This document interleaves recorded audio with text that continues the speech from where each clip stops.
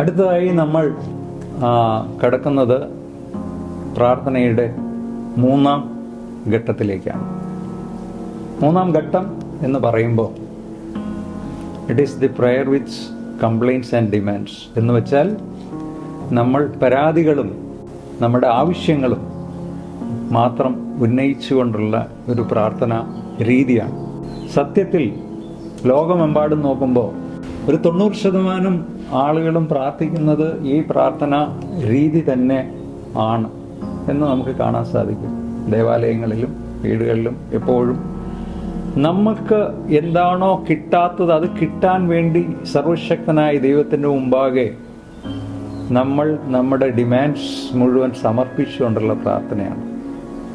നമ്മുടെ കംപ്ലയിൻറ്റ്സ്, നമുക്ക് ജീവിതത്തിൽ 90% പലതും നമ്മൾ നേടിയിട്ടുണ്ടെങ്കിലും ബാക്കി കിട്ടാത്ത ഒരു 10% എല്ലാവരുടെയും ജീവിതത്തിൽ കാണാം. നല്ല ജീവിതത്തിനുള്ള എല്ലാ സാഹചര്യങ്ങളും ഉള്ളവരാണെങ്കിലും കിട്ടാക്കനിയായി നിൽക്കുന്ന കുറച്ച് കാര്യങ്ങൾ നമ്മുടെ ജീവിതത്തിൽ ഉണ്ടാവാം.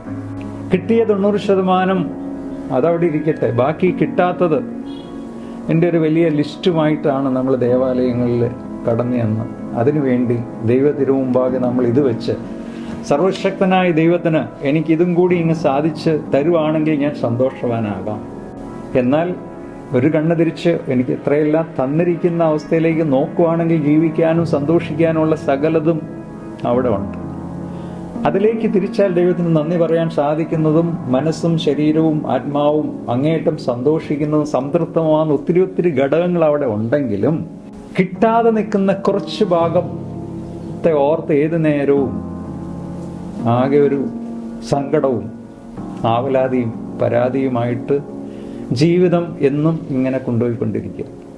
ഇനി നമുക്കിപ്പോൾ കിട്ടാത്ത പല കാര്യങ്ങളും കിട്ടിയെന്ന് തന്നെ ഇരിക്കട്ടെ, അത് കഴിഞ്ഞാൽ അടുത്ത കിട്ടാത്തതിൻ്റെ ലിസ്റ്റുകൾ നമ്മൾ തയ്യാറാക്കിക്കൊണ്ട് മനസ്സിൽ എന്നും ഒരു സംതൃപ്തിയുടെ തലം, ദൈവം തന്നിരിക്കുന്ന ഗുണഗണങ്ങളെ നോക്കി സന്തോഷിക്കാൻ ഒരു മനസ്സ് വരാതെ എന്തോ കുറച്ചുകൂടി കിട്ടിയാലേ ജീവിതത്തിൽ ഒരു സന്തോഷവും സമാധാനവും വരുവുള്ളൂ എന്ന് എപ്പോഴും ഒരു മനസ്സിനെ സ്വസ്ഥമാകാൻ അനുവദിക്കാത്ത തലത്തിലുള്ളൊരു ആറ്റിറ്റ്യൂഡ്, അത് ബേസിക്കലി കൾച്ചറലി കിട്ടാം, പാരമ്പര്യമായിട്ട് കിട്ടാം. ഓരോ സമൂഹത്തിന് അതിൻ്റേതായ ചില പ്രത്യേകതകളിലൂടെ ഈ പ്രാർത്ഥനാ രീതികളെല്ലാം വരുമ്പോൾ നമ്മൾ പള്ളിയിലും എവിടെയും നോക്കുമ്പോൾ അറിയാം, നമ്മൾ ഒത്തിരി ചോദിക്കുകയാണ്, ദൈവത്തോട് ചോദിക്കുക, എനിക്ക് തരൂ, ഇന്നത് തരൂ. ഈ തരൂ എന്ന് പറയുന്നതോടൊപ്പം തന്നെ തന്നത് എവിടെ എന്ന് ചോദിച്ചാൽ അതിലേക്ക് മനസ്സ് പോയാൽ സന്തോഷിക്കാൻ ഒത്തിരി ഉണ്ട്.